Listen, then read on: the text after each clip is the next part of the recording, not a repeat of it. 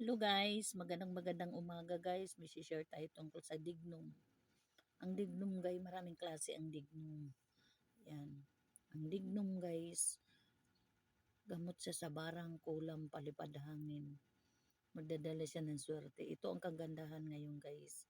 Ang dignum sa 2023, bali lahat ng pangontra sa 2023 guys, nawala na yan. Ang gagamitin natin sa 2024, ang dignum. Yan. Ang dignum guys, maraming dala. Panglahatan ito, pangkabal, pangkunat. Kung mayroon kayong ganito is gagamit po kayo ng dignum. Maraming klase ang dignum.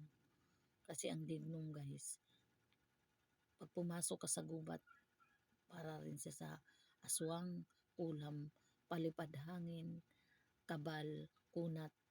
Yan. Mga espiritong ligaw, yung mangkukulam. Ang dignum guys, maraming dala. Kung sakali man magkaroon kayong ganitong dignum. Mayroong isang araw guys, pumunta po ako sa kaibigan ko. Nagpa-cleansing po siya na ng bahay. Ang sabi niya, ano bang dapat doon niyang gawin. Pwede rin to guys sa sa espiritu.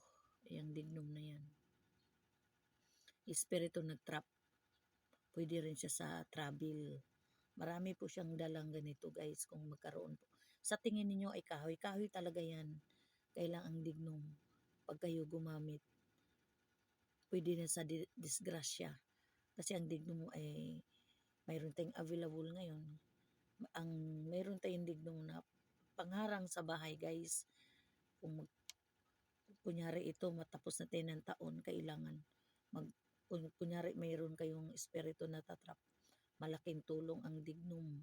Kasi ang dignum, kung may naiinggit galit sa iyo ang tao sa iyo, ayaw niyang, kung may balak siya ng gagawin sa iyo, hindi matutuloy kasi alam nila na ang may hawak ka ng virtud.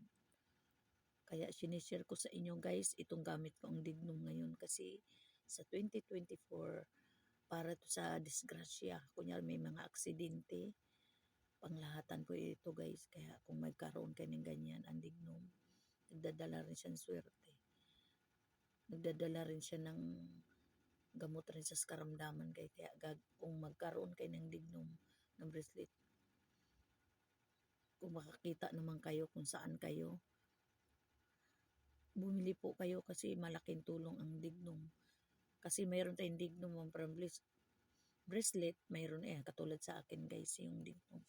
Kasi ang dignum, alam nyo guys, huwag nyong baliwalain kahoy sa tingin nyo. Maraming paggagamitan. Hanggang dito lang guys, magandang umaga.